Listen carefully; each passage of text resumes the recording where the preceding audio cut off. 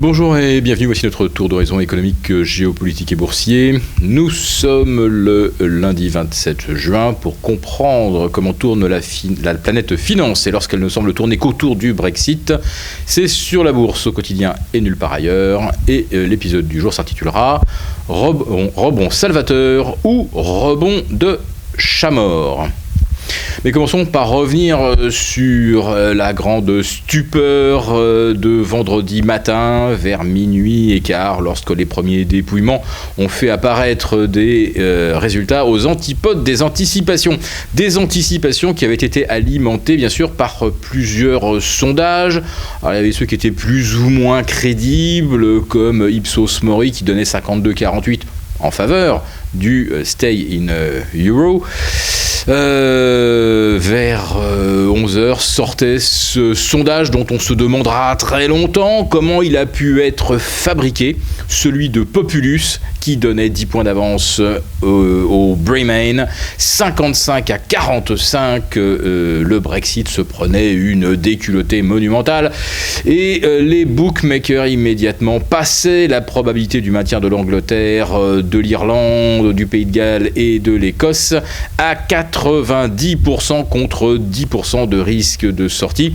Et ces 90% de probabilité favorable entraînaient un full risk on sur les marchés qui ont donc connu vendredi matin à minuit 16 un scénario de type signe noir.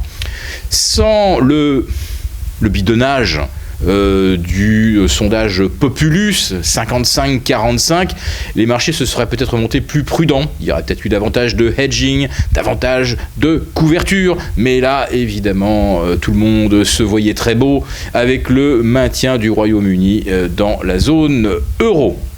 L'histoire, ce qui s'ensuit, vous le connaissez. Et en ce qui concerne les stratégies que nous vous avions recommandées, tout s'est passé à merveille.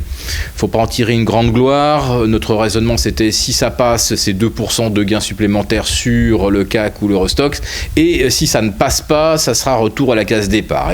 Ça a été retour à la case départ.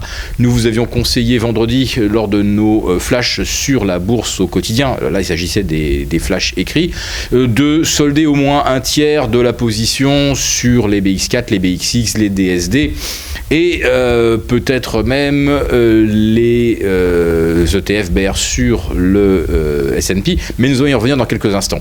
Alors en ce qui concerne le CAC 40, le DAX, l'Eurostoxx, on peut maintenant solder la moitié des positions avec un gain d'un peu plus de 20%. Garder quand même le reste au cas où nous aurions la désagréable surprise de voir le CAC s'enfoncer sous les 4000, le DAX sous les 9002 ou l'Eurostoxx sous les 2700.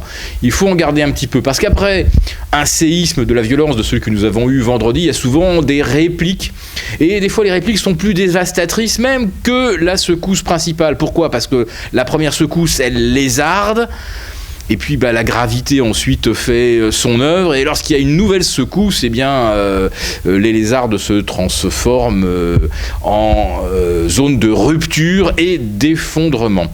C'est pourquoi il nous semble encore prématuré d'acheter des valeurs bancaires, même si en l'espace de quelques heures, elles ont pu perdre jusqu'à moins 30%, moins 35% même à Londres. Parce que il y a encore beaucoup d'incertitudes et puis surtout quand on est en mode risk off, nous avons toujours ce genre de comportement. S'il y a une réplique, tout le monde va se remettre à vendre les mêmes agressivement. Donc les banques sont devenues vulnérables, même si leur cours semble aujourd'hui bon marché, attractif. À la moindre alerte, elles vont en prendre, comme on dit, encore plein la tête.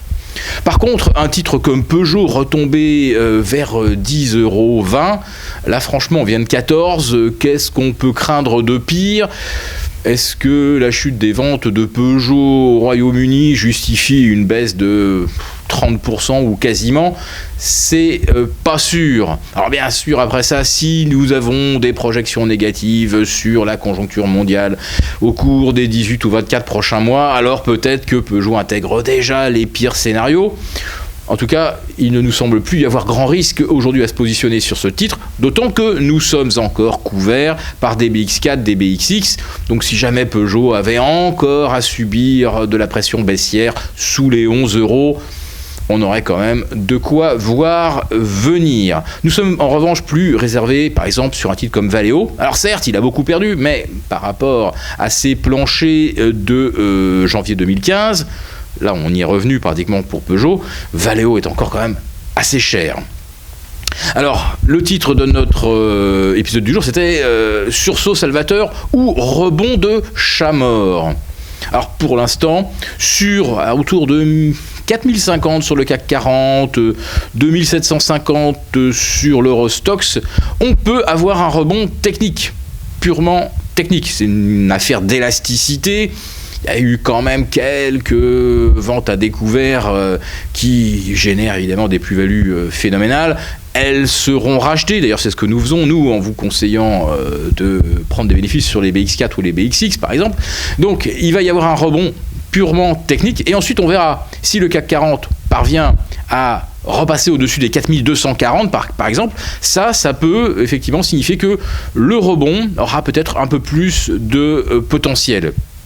Si en revanche, ça ne veut pas repasser les 4140, 4150, ça signifie que le marché reste vulnérable.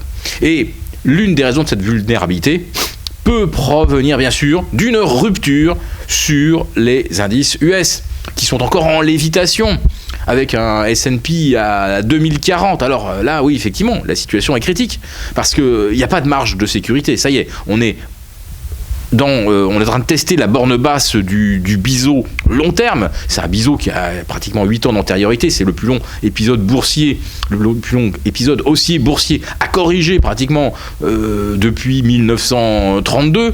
Donc il y a évidemment là un risque majeur de rupture, de cassure de la tendance sur les indices US. Alors les plus optimistes nous disent c'est pas grave si on casse la base du biseau, le S&P fera 2040, 2000, éventuellement 1950, et puis on partira dans une dérive latérale, le scénario qu'on avait eu en l'an 2000 à la fin d'un long épisode haussier, également entre 1981 1991 et 2000, presque 9 ans. Alors la dérive latérale, oui, c'est effectivement le scénario rêvé pour ceux qui pensent qu'il n'y a plus de potentiel à la hausse, mais qui espèrent avoir encore le temps de tout sortir tranquillement, sans devoir renoncer à leurs gains. Et bien là, à mon avis, ceux-là, ils rêvent un petit peu, et ce rêve se brisera naturellement si nous avons la cassure des 2040 confirmée sur le S&P 500, auquel cas vous conserverez évidemment vos ETF short ou double short sur le S&P. Alors on a eu en tant que séisme un big one vendredi. Je peux vous assurer que si jamais les indices US cassent leur support moyen long terme, eh bien on aura peut-être un big one bis, et avec malheureusement la perspective d'une décrue long terme. Autrement dit, si ça rebondit maintenant, ce ne serait effectivement qu'un rebond de chat mort.